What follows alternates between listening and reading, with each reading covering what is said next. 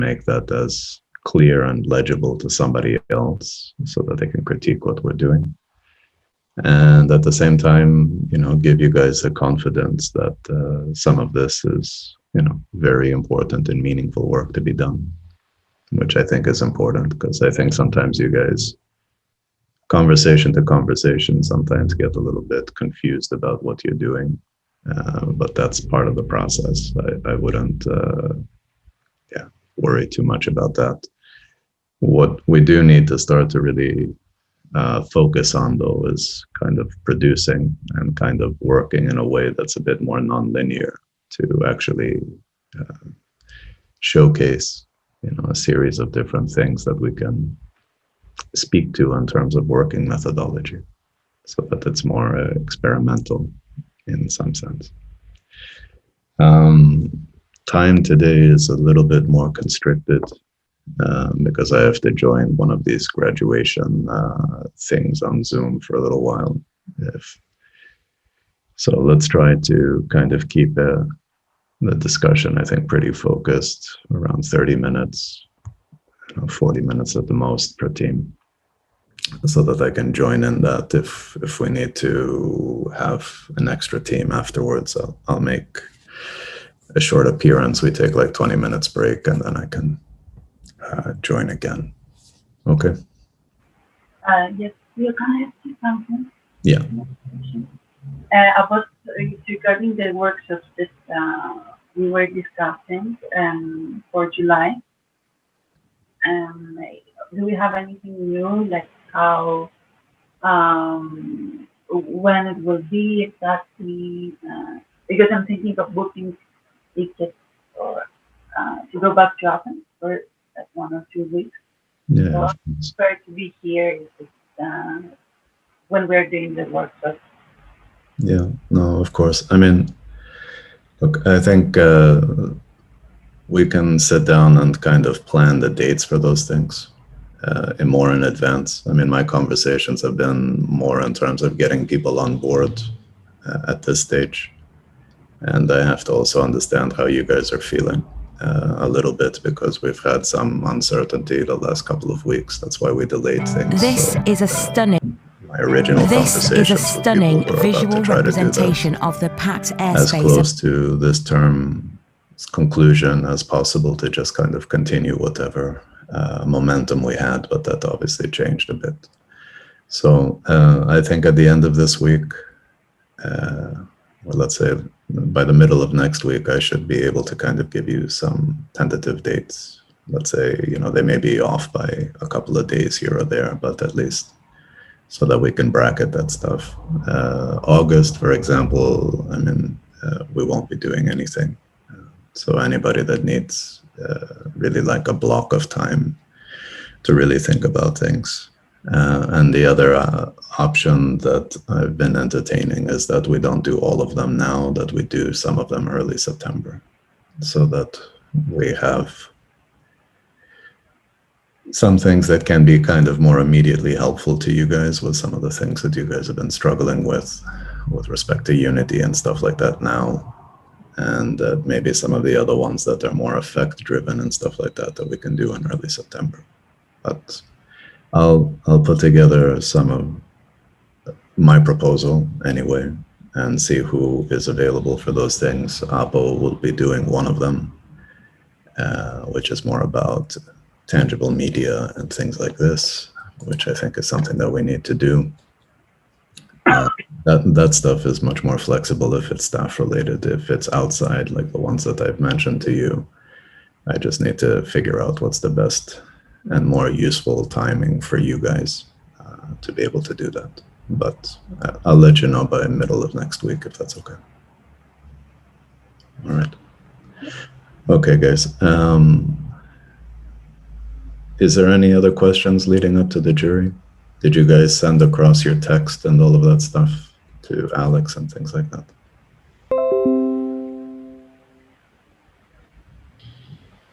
Yeah, we've sent the text, and we have the deadline by 6 p.m. today for videos and images. Yeah, I mean, I think what you need to do, like I kind of alluded to in the emails, because I know everybody wants to keep shifting dates and times and submissions and all that stuff, but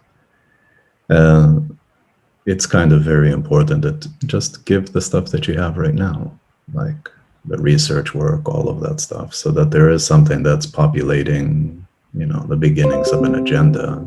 You know, final renderings and stuff like that you guys don't have at this stage, and that's not the most important thing at this stage either. So, I mean, don't see it like as some crazy burden.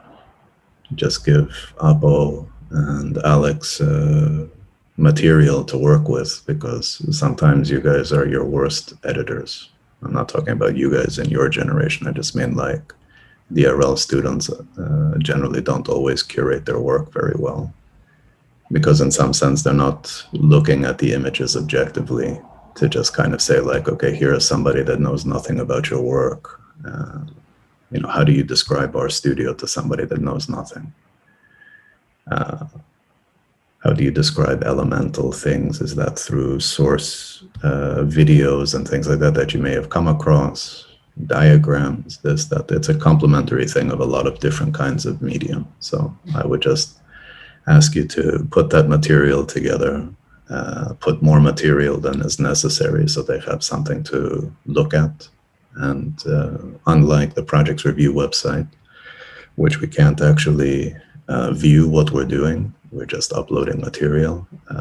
On the DRL site, obviously, we see everything, and we can actually make sure that everything is looking good for our critics. And okay.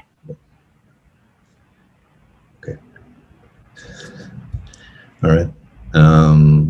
So yeah, I mean, just upload that stuff, and you know, we can always add a couple of images towards a review if necessary. Okay. All right, guys. Any other questions? You guys have to be working towards making these presentations closer to like 20 minutes, though. So I think there needs to be an effort in trying to get to the heart of what we're doing and not being too repetitive with things. I'm reminded of that as Angelina and their team, Radical Gravity, was presenting the other day for some kind of distinguished projects presentations at the AA, that some of the material, which is very catalog driven, sometimes can be repetitive, and sometimes lose sight of the momentum of what the larger argument is. We have to find a balance of that. All right, guys. So who would like to start? Maybe I could go first. Sure. Siron, could you share your screen? Yes. Please let me share the screen. Can you try? Okay. Yeah. Good. Yeah. Cool. So, yeah. So for this, we're thinking to start with the introductory video, the same, like just to make it a bit more clear, maybe, compared to the previous time. We're showing how we use the intelligence of the cloud, and then we're moving firstly to the agent. And an agent, one agent can carry 1 cubic. We assume that it can carry like up to 10 cubic centimeters of water. And when we have 1,000 of agents, that responds to 1 shower for a person. So we had this. Can I ask you a favor? Can you guys just, let's pretend that it's the first time that I'm seeing the project, and I think for all of the teams, you guys, if I had to ask you, what is the project? What are you doing? Because the way you're starting the discussion, I understand the intro videos and so forth. Cloud intelligence is a very interesting model, but if I asked you a model for what, in very basic terms, before we go into agent and all of that stuff, because for people that is a little bit abstract, right? I'm just asking, like, what is it that we're trying to do? I think we are creating a decentralized infrastructure that enables water redistribution using the intelligence of a cloud as a model, let's say. Like, so we're trying that statement is clear. And if you say that statement and somebody understands that you're basically dealing with water and resource management, and you're trying to basically explore phenomenon as a way to address that. Now, there are other questions that one would ask immediately after. If I understand that, then I would say, well, okay, how? And there are other questions as well that would happen, which is like, well, how do I control, like we've talked about it in terms of controlling the phenomenon. You know, that's where we're talking about agency and all of these things. And so I'm the only reason I'm mentioning this is because I think that the projects are pretty clear. When you make it a one-to-one equivalent about an agent carrying so much water, it becomes completely about the design of an agent. Yeah. I think if you express it as, if we assume an agent as a starting point can carry so much water, this is the premise of how we're trying to design the system. I think it communicates something different. And the reason I'm saying that is that, yes, you guys did some calculations to come up with that. And I think that that's a very important thought experiment. As we go and run the thing completely, then we're going to be able to start to evaluate that, right? Mm-hmm. We make the goal solely about carrying that amount of water, it changes the conversation, right? So what I'm saying is your architecture is a constructed atmosphere that works as an infrastructure. And that, I think, is already a very beautiful statement, but it opens up very specific kinds of questions, which I think are important. So I only mention that because when you start going into the discussion about an agent is a carrier of this, I think you have to frame that very simply by saying, if we assume an agent can carry so much, and we base that assumption on this, then it's not like the only way of evaluating the project, right? It's variable. And I think that that's important in a project like this. Does that make sense, or? Yeah, it makes sense. We begin with an assumption. Yeah, and we're testing this out. I'm worried that when they see your actual unit, then the conversation is like, how much can that unit carry? Which is very different than thinking about the units or agents as, instruments that are extracting and harvesting, right? It becomes much more about carrying than it is about really extracting and dealing with the vapor aspects and all of the things that you guys were talking about. So I shouldn't use the word worried. I'm not worried. I just don't want it to miscommunicate, basically. Okay. Okay. Yeah. Sorry, go ahead.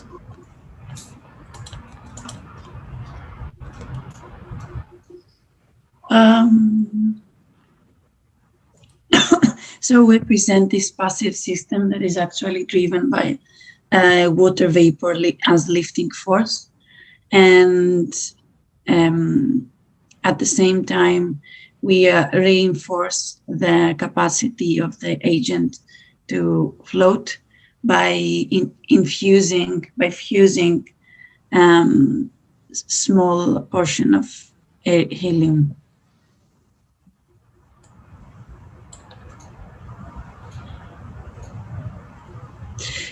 We were thinking that firstly we should show some basic cataloging of how we ended up with this agent.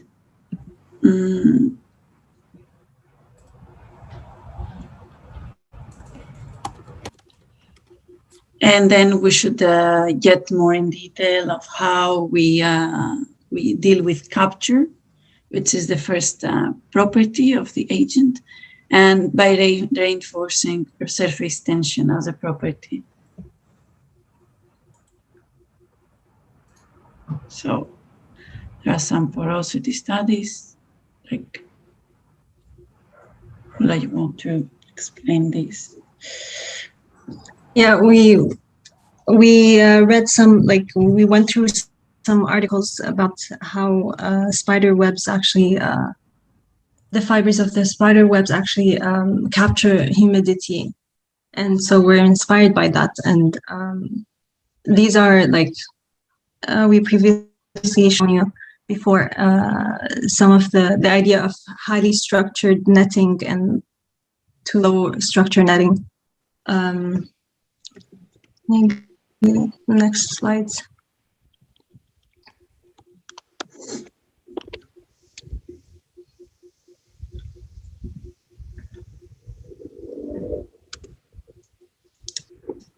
Then these are shown them before. So we're variating the a high or low structure.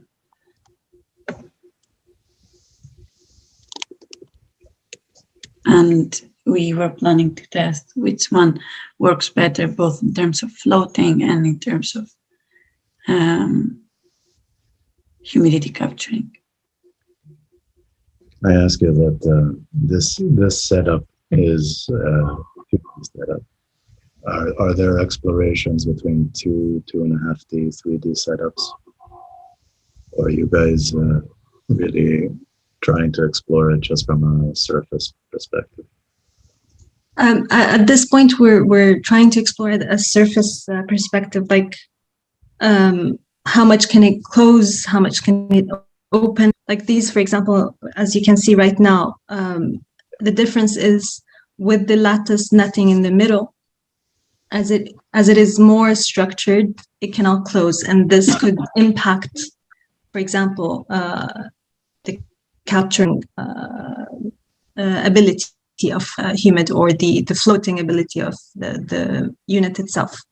Yeah, I think the one thing that I would say, Ula, is that from my perspective anyway, since you guys are setting this up as a research, I understand the assumptions because we discussed it on this study, right? And we talked about channeling it towards the center and did kind of enclosing and creating a kind of volume. But you can understand that those are very design-oriented decisions. They're not very valuatory, research-led decisions. So I think what would be important is to be able to show, let's say 3 to 5 setups where we could say, well, here, blah, blah, blah, blah, blah, and this one seemed to be performing the best with this criteria. Yeah. Right. So I think that kind of style of presentation is very important because it speaks to kind of informed decision making, which I think is very important. Now, if you ask me honestly, I can understand the surface plays a role, but if I can speak honestly, I would imagine it to be much more non-uniform, not in plan, but in section.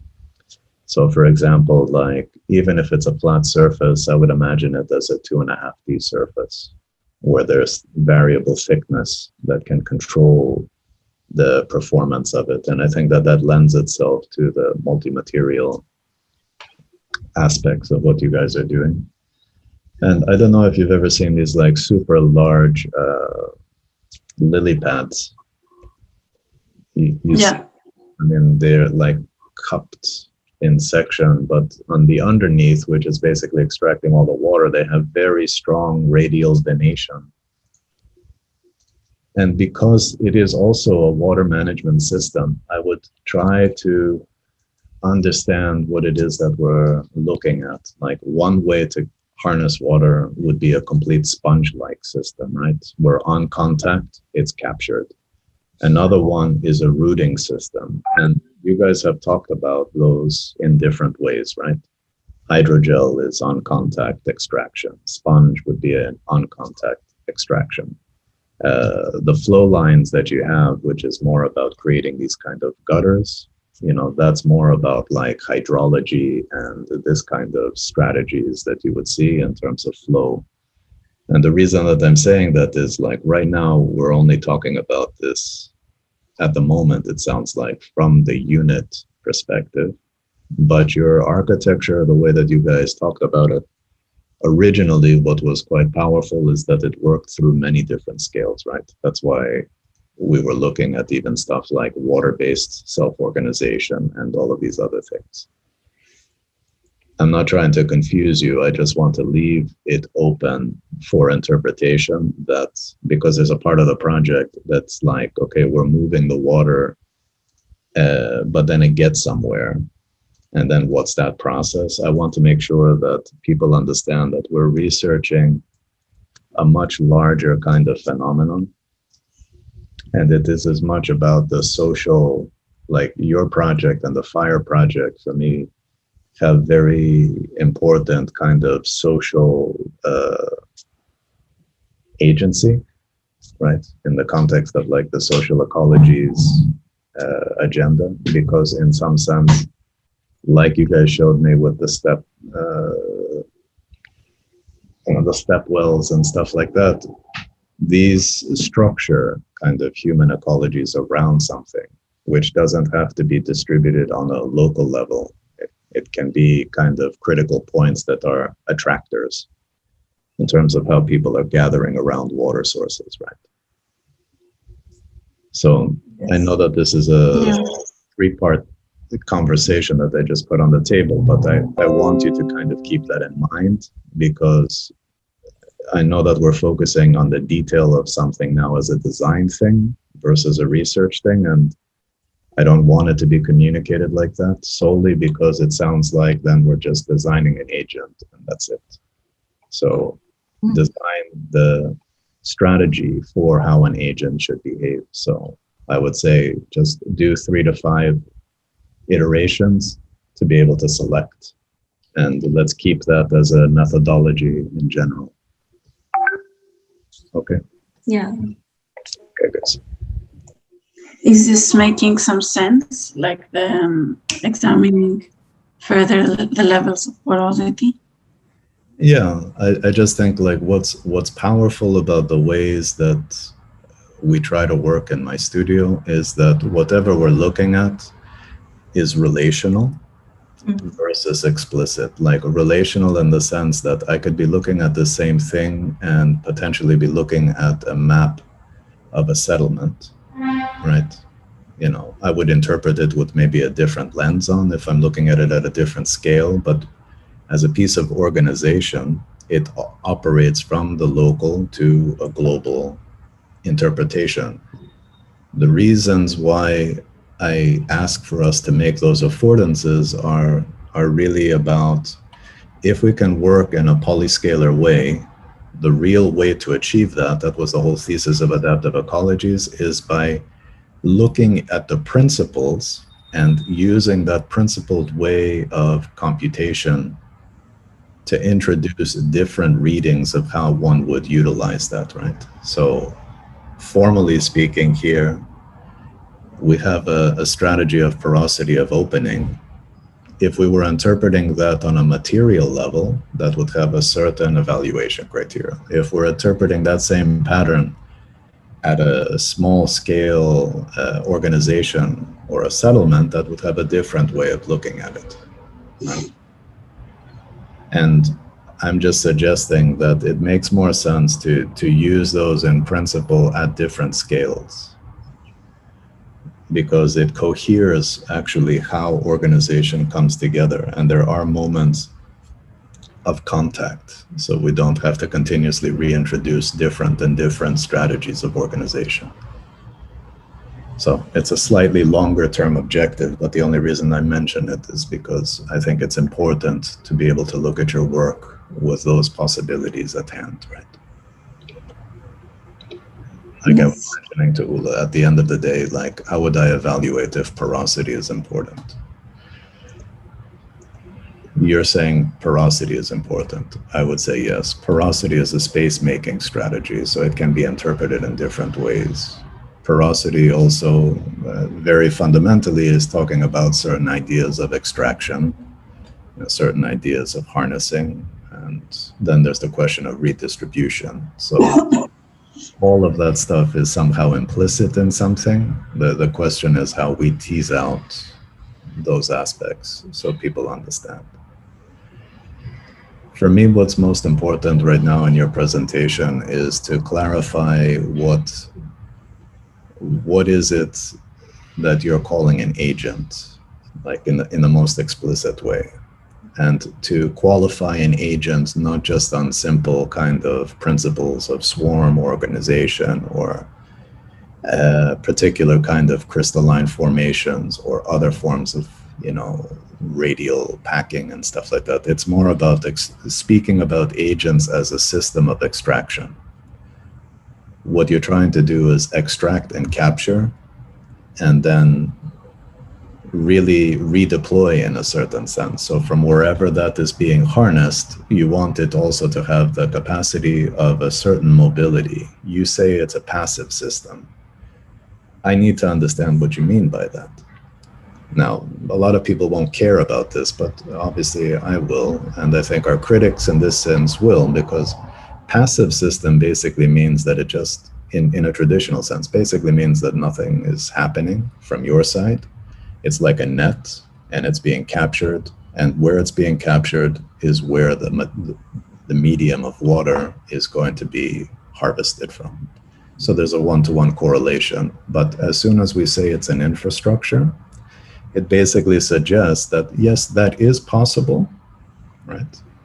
But if it's an active system, it takes the decision if it wants to be active or passive. If it's designed as a passive system, it has no capacity to be an active one. The reason that I state that is if somebody hears that it's passive, it just basically could be interpreted that it's just wherever that's harnessed, that's where the water is basically kept. And you want to give agency, that's why you call it an agent, to be able to have various parameters help to take those decisions, right? To move water from a place where water may be to a place that water may not be. How it flies, maybe it's passive, maybe it's active, how it takes decisions, for sure will always be in communication with other agents. And that's how a decentralized system is. So in one sense, communication-wise, it's a completely active system. In a physical sense, if the agents themselves are actually working, or they're just trying to harness flow or whatever in a more passive way, that's a threshold that we're speaking to. So that's just something that we need to try to basically get people to understand.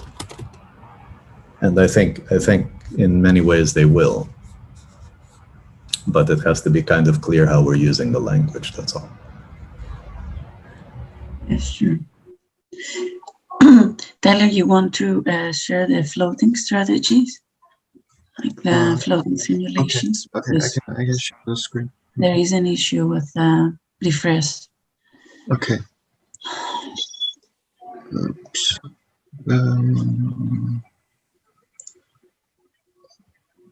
Okay.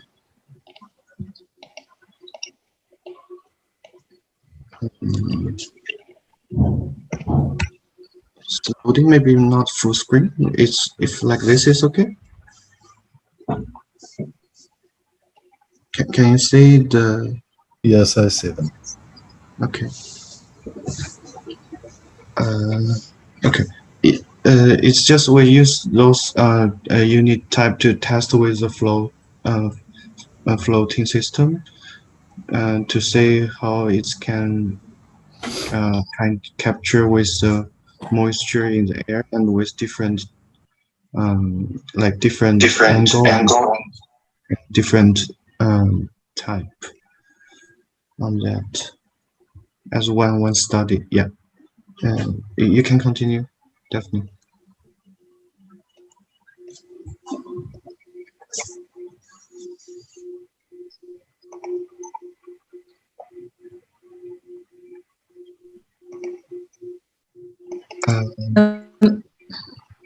Yeah. So the next were the simulations on Unity. Eugene.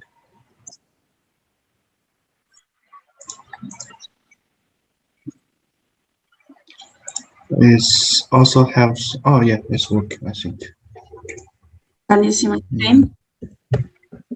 Yeah, it's continue loading. You want to share? Can you stop sharing, Tyler? Okay. Okay.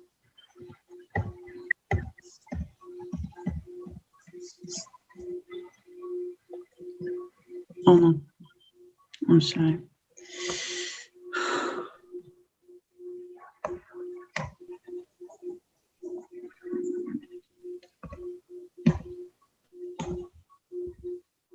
It's a bit laggy, I'm sorry.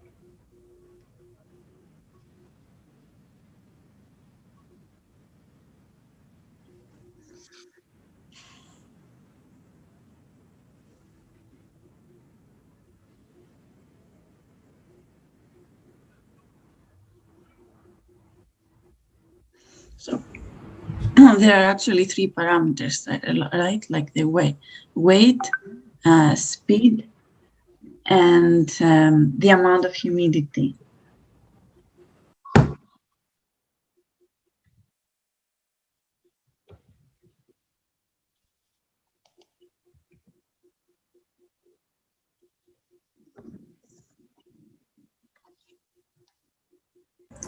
Yes, I see your screen.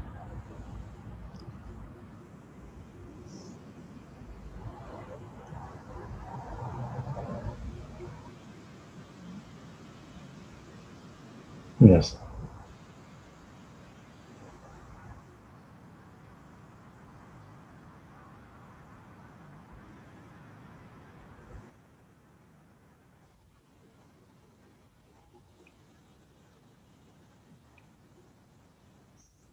I think that that's a good start, and I think it's apparent in the simulation. I think the next step for the simulations would be that at the weight force now is basically the passive state in the conversation I just had with you before, which is basically where the weight displacement happens, you see a dropping behavior, right? So that would suggest that this is the first step of one extreme, which is harnessing, capturing at one kind of suspended state. That harvesting creates a dropping force that you can see as you start to see basically the weight force on the actual agent itself, right? So it means like it's not trying to move anywhere else. The only force is capturing, it's weighted, and it falls. Is that correct? Okay, so next step would suggest that I have to introduce a goal. And the goal potentially would be literally to move it not from the point of its harnessing, but as it's falling, to guide it to go somewhere else. This would be the next step of designing kind of the agent behavior, right? Where it goes from a passive state to potentially a semi-passive state. Maybe its decision is to move locally. You know, it's not really trying to move in a place which is completely different, meaning like, like the project that we had last year, dropping was within a vicinity. It had a range. So that's the next step of building up some tolerance, which is saying as it's falling, maybe it can change orientation and move within a certain range. So instead of falling completely down in the same place where it's weighted, as a weighted object that's going down, it tries to move within a semi-passive state as it's dropping, realigning itself to organize itself within a threshold.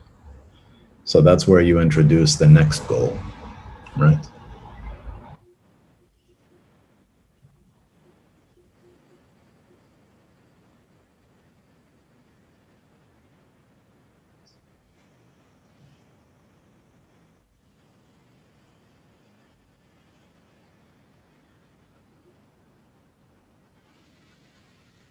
Yes.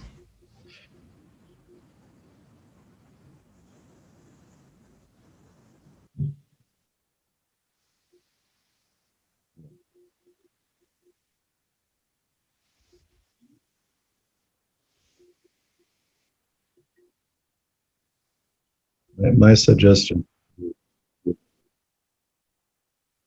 yeah, I mean, I would do it like this. So, well, wait 1 second. Let me explain. No. It's not. You don't need to apologize. I just mean, for example, if I'm looking at this simulation and I'm trying to communicate what's happening to one agent, it's very difficult to see, right? So my suggestion would be like, even before I see this animation, that I would have a similar setup, but have only one agent so that I can literally see that agent go from a particle into something that's weighted and something that drops, and that I can clarify the one-to-one relationship of that dropping point. If I want to introduce a range, then one agent, but instead of dropping literally vertically down, I can sort of say, well, we'll guide it to the left. So as it's falling, maybe there's a very simple kind of shift in its profile or morphology, and it will help it move to the left. I'm just suggesting that, it would be useful in a simulation like this, that there is a very simple version of it with one agent so that we understand what's happening. So when I look at this larger field and I see like 30, 50 agents kind of falling and raining in some way, I can understand what the rule set is. Okay. Even in the same kind of setup, I just basically want one of those cubes in a more zoomed in way, demonstrating the principle of what's happening. And if there is a way that we can communicate, its moisture content relative to its weight, I think would be very helpful in the zoomed in version, so that we can understand that, after 30%, it starts to slowly move down. But let's say if it's filled like 75 to 80%, it starts dropping. Yeah, actually, we were thinking that maybe we should introduce a label, because now each agent counts its weight. So we try to change the color of the agent according to its weight. Yeah. So maybe we should introduce also a label that writes down the capacity, like the percentage of its saturation. Yeah, I think you can do that on the individual agent, because if I'm looking at an animation like this and everything labels, it is a complete mess. But if it's on the 1 or 3 or 5 agents, then it becomes quite clear. And maybe it's useful to have more than one in that sense, just so that you can see that the variability is different. They don't need to be synchronized, right? So if I have 5 agents, some of them may get saturated very quickly. Others may have a more prolonged durational time for that.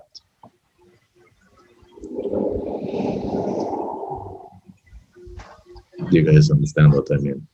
Yeah. They don't all have to be synchronized to fall at the same time. So Yes. Yeah. right now it's a reactive system, but you know, we're going to be introducing more control parameters for those things to happen, or when this happens, right?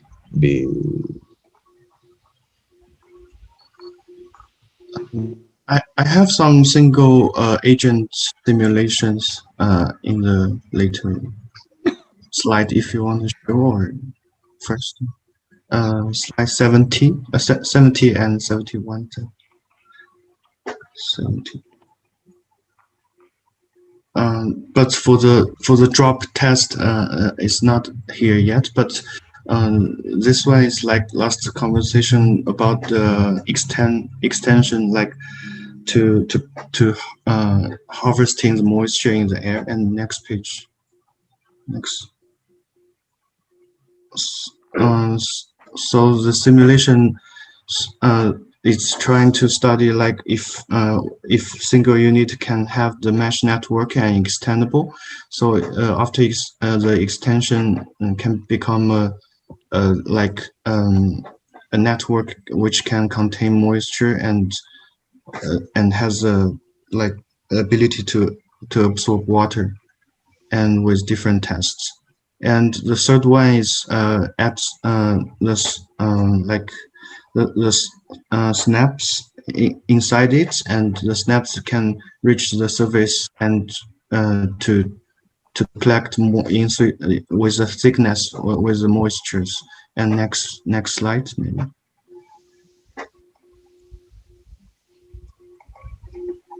And this one is like the different value to test, like the third one is when we increase the snaps and integrate with the hair, like kind of hair system, so it could have a very like large ability to absorb moisture.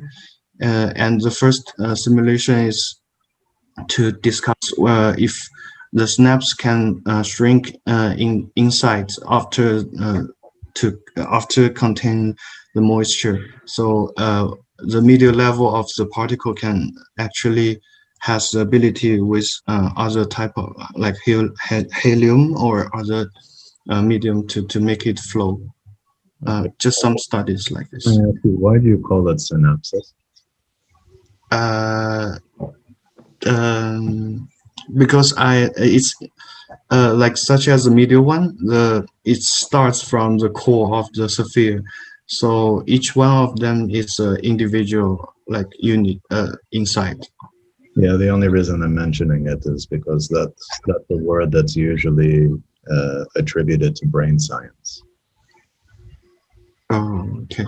Synapses is basically like how, you know, neurons are firing to communicate, how we have memory, these kind of things. That's why I'm asking it. So we just have to be conscious of that, if that's important or not. Now, I think the issue about helium, once again, like we said before, I don't think that should be such an open question. I would suggest that there is no such aspect of the project, because then it makes it very balloon oriented. So even if we don't know how it's floating, I would prefer that we are working towards figuring that out through heat, through other mechanisms of dealing with that, than to introduce helium as a byproduct. And very recently, there have been things in the news about a series of companies now that are trying to basically, get people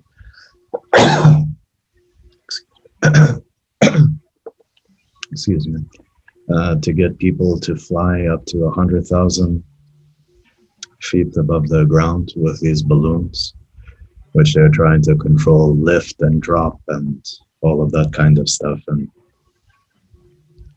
the scale of the lift is basically the size of an American football field pitch. To basically have something that's around 8 meters in diameter as a space, But they've integrated toilets, all kinds of stuff in this thing, and have made it into something. So I think that there are different ways that we can deal with it. So all I'm suggesting is that let's leave the helium balloon from the conversation. Yeah. Okay. Yeah. Okay. Yeah, actually, this we can try to keep like a coherence, because I'm not sure like whether we don't have introduced any balloon in the rest of the agent. So I'm not sure that this can be related right now. I think the thing is, you guys have to understand that you can't work on all of these things in these kind of projects simultaneously. Right? So what's most important is to suggest, okay, we don't know how this is flying yet, right? That's okay. Leave it. Leave the flying part away. But we know there is a suggestion already. I know, that's all I'm saying, because you know that there is a suggestion. What I'm saying is don't forget it, but I'm saying like don't try to sort that out immediately right now. Like abstraction in some senses is your friend, because you're trying to communicate, like for example, each agent flying is important. What's more important is to understand that you're designing an infrastructure. How does that behave? How does that move water? When does that happen within an atmosphere, right? Meaning like these things can be floating and be inactive. When do they activate to harvest? It's this kind of sensitivity in the phenomenon that I think at this stage is very important. And I know you're close to the project, so when I'm saying this, you may not totally agree with me, I don't know, but I suggest that we try to really focus on the fact that you're making this mobile infrastructure and how we set up the conditions for that. When I'm saying about the actual flying part, yes, the flying part's going to come and it's super important. I'm just not sure that. Would you say that that's the main part of what this presentation is going to be? No, I think that, yeah, we can try to study the system as try to be coherent actually at this point, because like some things are not very relevant with each other. So I would say this. I instead of trying to force that, I think just be careful in terms of language. That's why in terms from Tyler's perspective, when he said like helium, I tried to explain like actually that has to be completely removed from the conversation. The reason for that is very clear. Like as soon as you say helium, you have to create a chamber for that separate from air. That means you're introducing a different thing. That becomes an issue of design. When I'm looking at these things right now, I have to be honest with you, it would be very difficult for me to read what is a helium chamber in here and those things, because these are much more kind of indexing things than actually being the final design of this, right? We don't know if this is a foil, we don't know if it's a breathable surface, we don't know. So the language of what we're talking about is about the strategies of harvesting, and to see that not just as an individual particle, but to see it as a collective organism. So the concept of this kind of more cloud-like formation versus the water droplet is super important, because your guys are making the argument that clouds have an embedded intelligence to be able to be used as a model for a strategy for infrastructure or water management, right? And I agree with that as a premise, almost 100%. Now the question is, how do we communicate our understanding of the cloud? So it happens on the individual level of an agent, but an agent can be a water molecule in atmosphere, right? Its distinction is not that distinct in your world. And that fuzziness, I think, is very important. Can we see the weather system?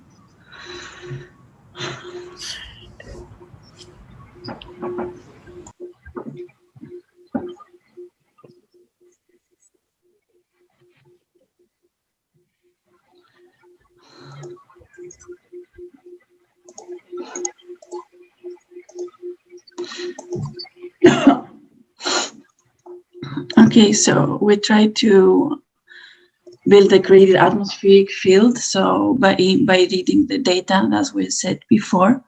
So I first thought that it would be that we're trying to read the data from the humidity map and like try to create a map of different communicate, like how, which are the connection points and which are the routes that our system follows, but this is not very clear yet in the world map. So the intention here is that we are we have a system and we will look more in detail 3 specific points, like one in Morocco, one in Egypt, and one in India. So we firstly read the location, then we read the wind map data and the humidity data. We calculate the distance, and we calculate according to the amount of humidity and the wind in the area, like the amount of agents that we need to deliver the amount of water. So next point is, after evaluating humidity and wind, is to look at the topography. And we are trying to build like a system that is somehow following the rules of a weather system to deliver water in an area that has very high percentage of humidity.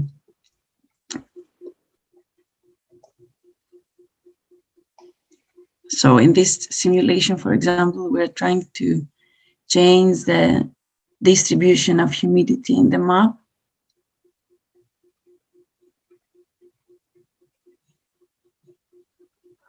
By delivering the water, like as we see the pattern changes. And similarly, this cannot play. We calculate again the routes by reading the location.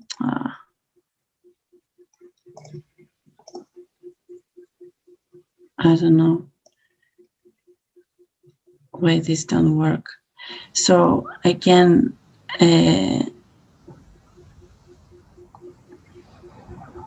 reading this wind force, we are trying to influence the humidity in this area.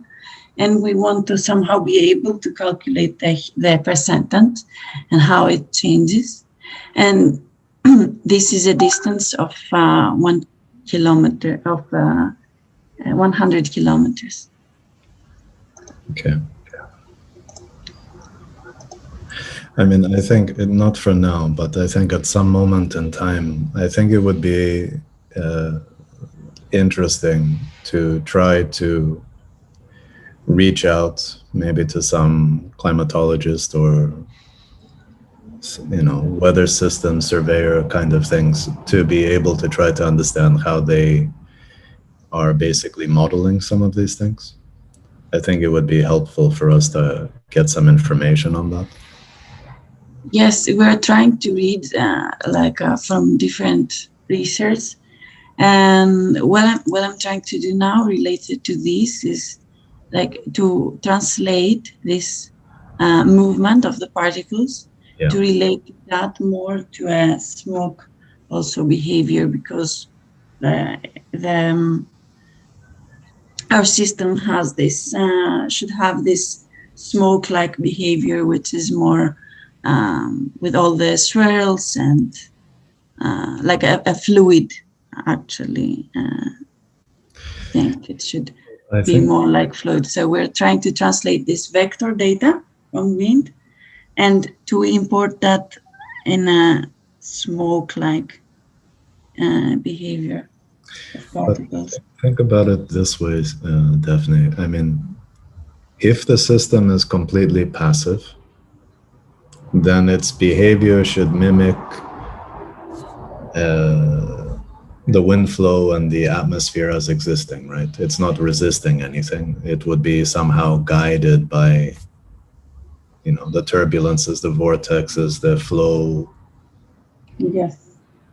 Now the question becomes, when that's not advantageous, our agents or our smart particles, however we want to describe it at some level, will be generating patterns that are against that data, right? So in a sense, like not against it, but not following it. It would be in some sense constructing organizations that could demonstrate certain localization, meaning like more tethering kind of conditions. Not that they're fixed to the ground, but I just mean like more hovering instead of just passively floating like a leaf in the wind, versus other things which are more like air traffic control, where we know that there is a target, a destination for something, and then we're talking about different strategies of routing that are in reference to the weather, right? So these are potentially like three different scenarios within that same research body that you're doing, right? Which is to say, in an all passive state, this is basically looking at the vectorial forces and is basically mapping it almost one-to-one. This is a state where those agents are trying to localize themselves within that, so they have a certain form of resistance to those vectorial forces. How do they achieve that? Is that through collective organizations? Is that through, let's say, more mechanical, less mechanical? How do they achieve those qualities? Do they basically rise into different parts of the atmosphere where they're less affected? You know, it's that kind of conversation. And the third one is more like air traffic control, where it's clear that we want to take something from A to B. And the question is, how do we do that in response to this dynamic site, which is all of the kind of airflows and prevailing winds and all of that kind of stuff? Yeah, so this was the intention, like by studying firstly like this kind of simulation, which is supposed to be like just like read the route, like an air traffic thing, and if I'm not then being able to analyze these three levels of data. And if I'm not mistaken, definitely that's happening with one image, right? One vectorial pattern. And in your world, that's a kind of dynamic, almost real-time mapping, right?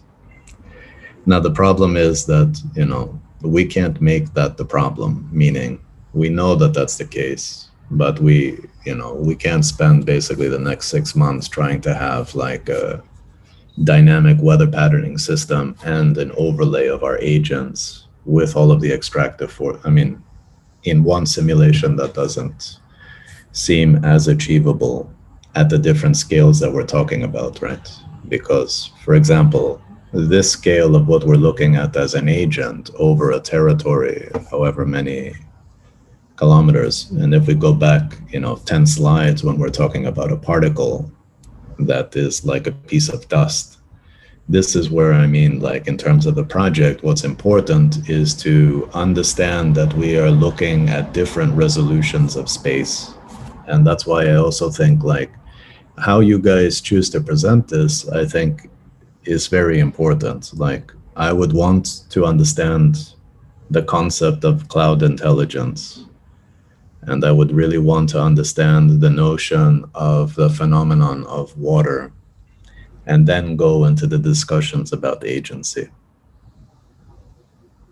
Because that's how we are kind of designing a strategy that engages in that world, right? but it's working in many different scales. One is in the extraction of a certain portion of water from the atmosphere, like a kind of magic. On the other hand, it's like looking at our infrastructural project as an infrastructure. And that's why when I see these kind of fluid lines, which have like almost like a direct swarm trajectory, I'm asking myself honestly, is that how it would really work? And I'm not so sure, right? I can't say that that's wrong, but I'm not sure that that's right either, because if I have a completely distributed particle strategy and I'm taking a cross section of air to try to understand where moisture is localized at a local scale, that sounds like it's difficult to do. On a global scale, like at the map of this, it sounds much more achievable, right? So there's always going to be some threshold that, you know, at the end of the day, it doesn't matter how specific we are. What matters is that we can achieve with certain probabilistic causes a strategy for moving that water.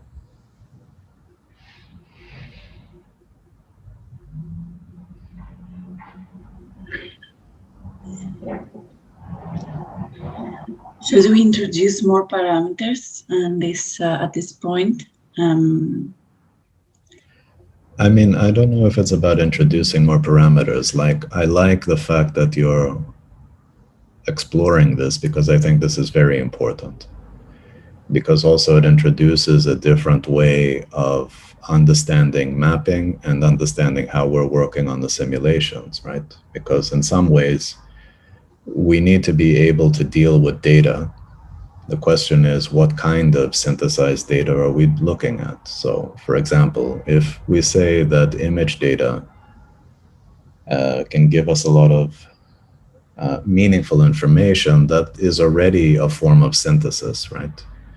So, for example, for the Earth team, if we can use geosatellite images and can extract a lot of meaningful information, that's much more powerful than saying that we have to survey everything one-to-one, because actually we're not working with that specific of a data set. We're working in a much more behavioral way. So it's not really that important that we can fix a point in space of a cloud. It's more important to understand the behavior of the cloud and its movement pattern, right? Because in some sense, that acceleration or deceleration influences moisture content and its dissemination. So I like what I'm seeing. I just think that we have to find a way to present the project where we can bring these different worlds together. So when you say cloud, we're talking about cloud at the particle level to cloud as the formational level, and also the cloud as a weather system, right? We're talking about different scales. And I think that's something that just needs to be experimented with in terms of trying to understand how we're exploring this. It's not like there's a lot of projects that have tried to pattern themselves around the cloud. Usually cloud becomes a metaphor. It doesn't become the project. Does that make sense? So, I mean, when I'm looking at the stuff that Tyler's doing and all of that stuff, that can be a really zoomed in detail. Or, you know, we could be using those techniques also at a very different scale, but the issue is that we would be looking at it very differently. So I see it as a detail of what you guys are talking about as an agent.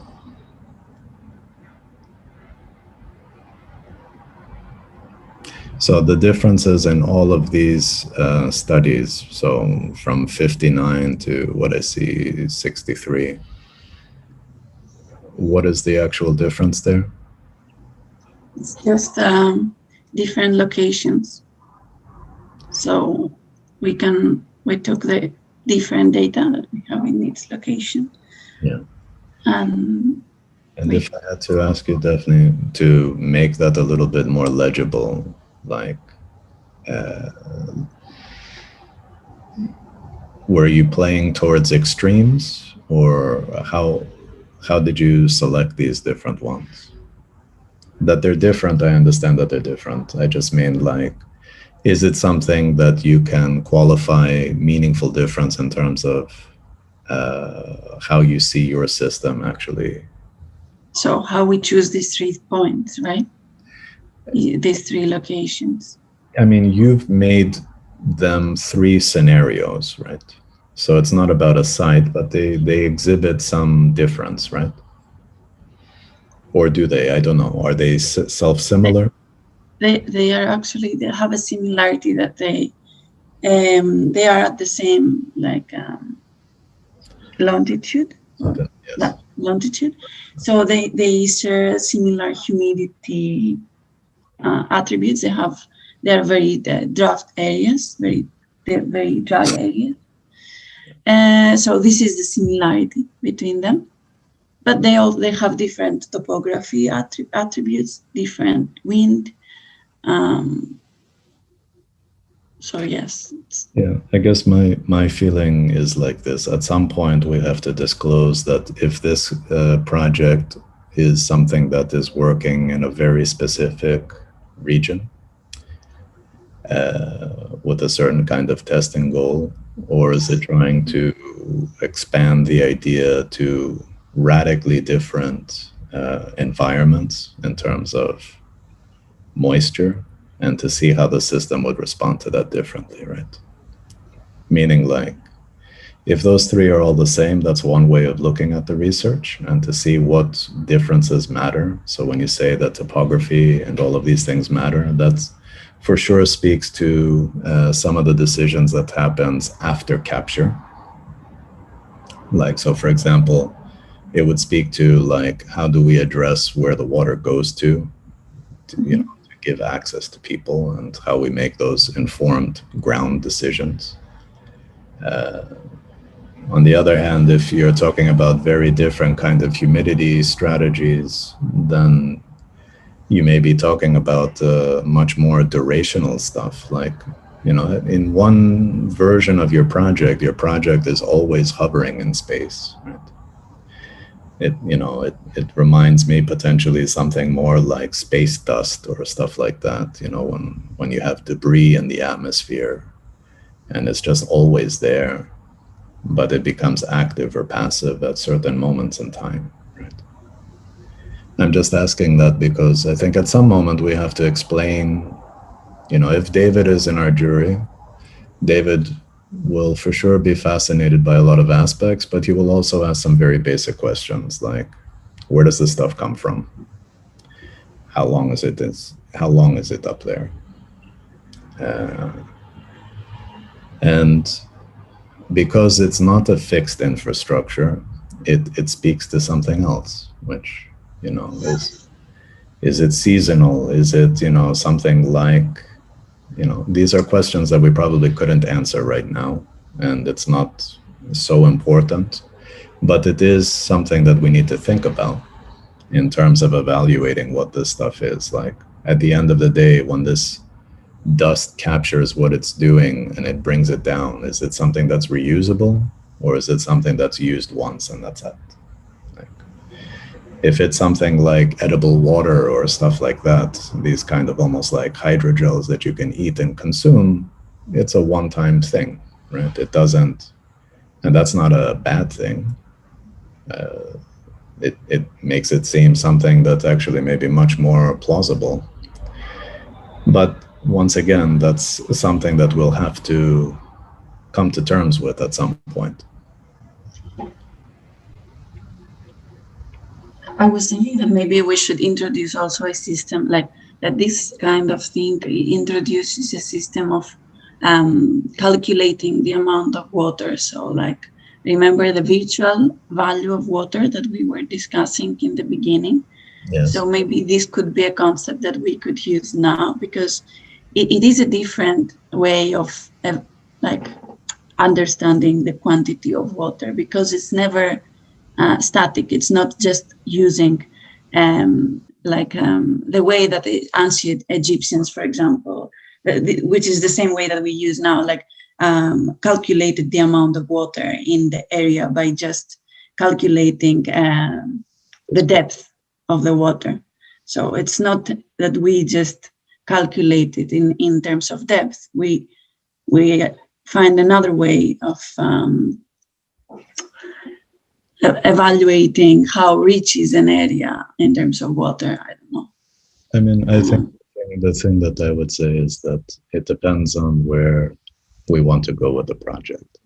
I think that there are a lot of people that potentially are dealing with those aspects, and probably first and foremost companies like Nestle and others that are trying to bottle water and basically also suggest that water is not a human right.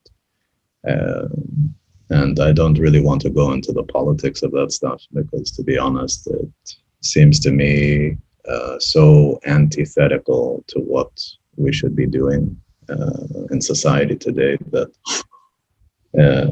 I'm not suggesting that you're going down that route, but I'm just suggesting that other people will take it down that route.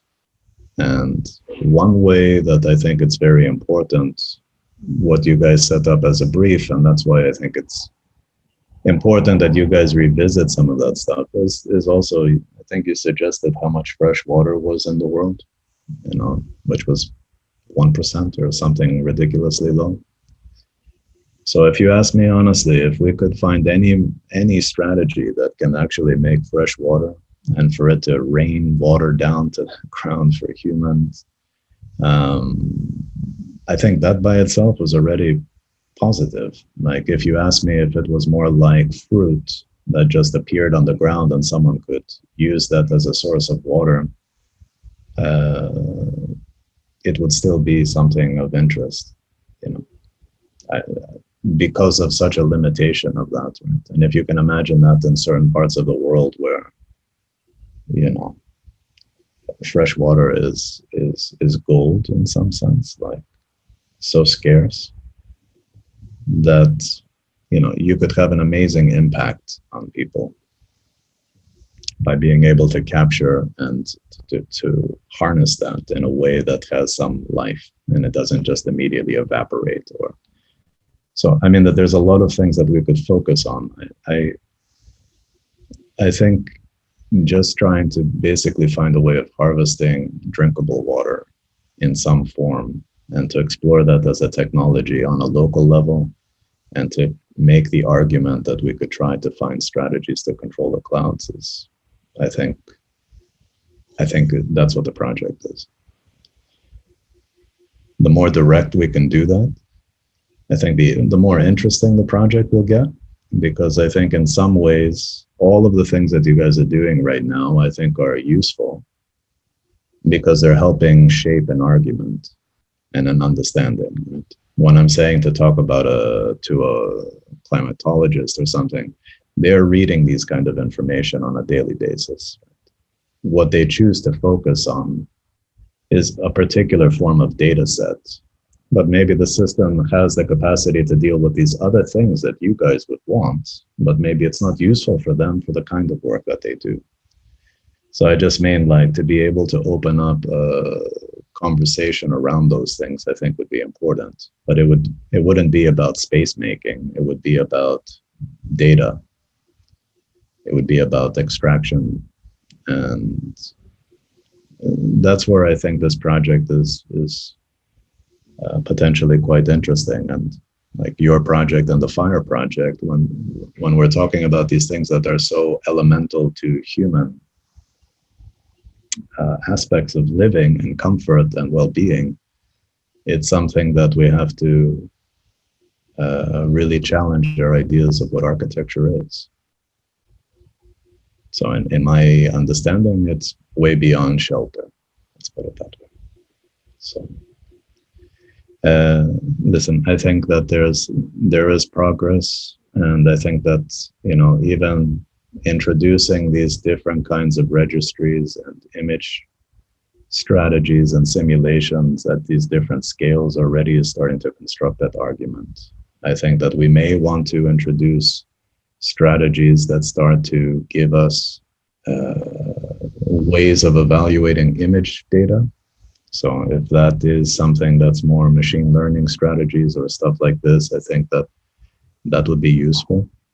I'm not trying to say like to do what, some hallucinations of clouds, but I do think in terms of thinking about how weather pattern information can be extracted and how we can take probabilistic strategies for where even our deployed dust strategy would go, I think that this would be very useful.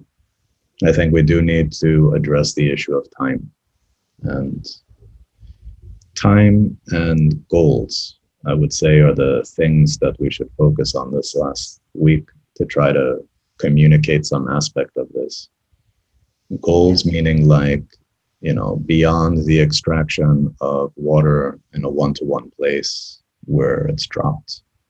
And I think in terms of weather and transformation, we know weather can be very volatile and flash floods, all of this kind of stuff. What we're talking about is a way of thinking of infrastructure and delayed space and delayed release. So we may be talking about the same quantities, but how we release that into the world and what's its distribution and how is it intelligent will make the argument for the cloud intelligence. Like, how do we see it as a formational aspect rather than an individual kind of water droplet where we're trying to control a system?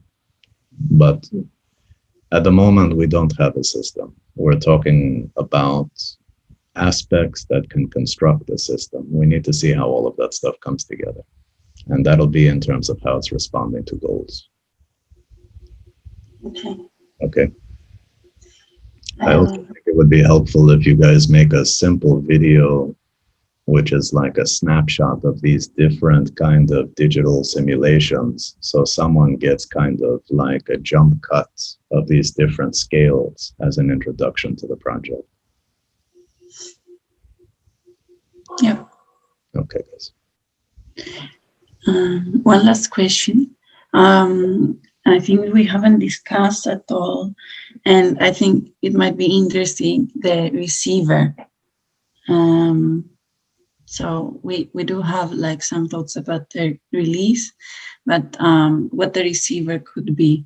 Maybe we should be able to describe that towards the finals. And I think it's not a bad thing to clarify that there is this other aspect of the project that you haven't focused on, but it's important. What the thoughts are on that, I haven't heard yet, but... And whether this receiver is more oriented towards a community and the demands of a community, or whether it's a individual demand driven. So it could be also related with BCI system, so that it can read brain data and respond to an individual like demand. I mean, I would suggest that you focus it on a collective need, because in some sense, the scalability of what you're talking about, or the power of that, is beyond an individual. And so, for example, like to reintroduce that first conversation about when we were looking at water urbanisms and things like that, I think what's important is like, if you have a situation where you have a large population of people that don't have access to water, can you meaningfully do something to change that? That piece of textile that we were looking at, the harvester, it's really powerful, and it creates a kind of social dynamic because the location of that is like a step well. It's where people are coming together, so it isn't attractive. I think that has power in terms of its agency, which I think we shouldn't shy away from. And it also changes the need for technological apparatus to be able to engage this. Now, from a prototype's perspective, you may say, like, could we use a BCI to control an experiment? I would say, sure. But if I would suggest that everybody has a BCI that needs water to come to them, you know, like they do a rain dance and it starts raining, I think maybe that's not as plausible, right? And I'm not saying plausible like, is that worthwhile or not? I just mean like it wouldn't have as much impact on people's lives if it was designed in that way. Mm-hmm. But that doesn't mean that you can't design that as an experiment. So the truth of the matter is, like, you know, it's very straightforward to think that hydration in the human body has very, very important health issues, right? And if we're dehydrated, sometimes we're not obviously very conscious of that. So of course there may be ways of using sensing technologies to be able to communicate that stuff. So, I mean, I'm not suggesting that that's not part of the project, but at the scale of the weather system, it would seem to me that we would try to address larger kind of humanitarian issues. I was just thinking that it might be useful because it might be interesting seeing how a weather system could be adjusted to an individual need, because that also creates a pattern that could be finally close to a weather system. I don't disagree. I'm just saying in terms of what I've seen so far, with the work that is necessary to, I think, communicate that in a more robust and rigorous way, I would suggest that we deal with the receiving end as a collective. And, you know, depending on how far we can actually communicate that, I mean, we could, of course, expand that, but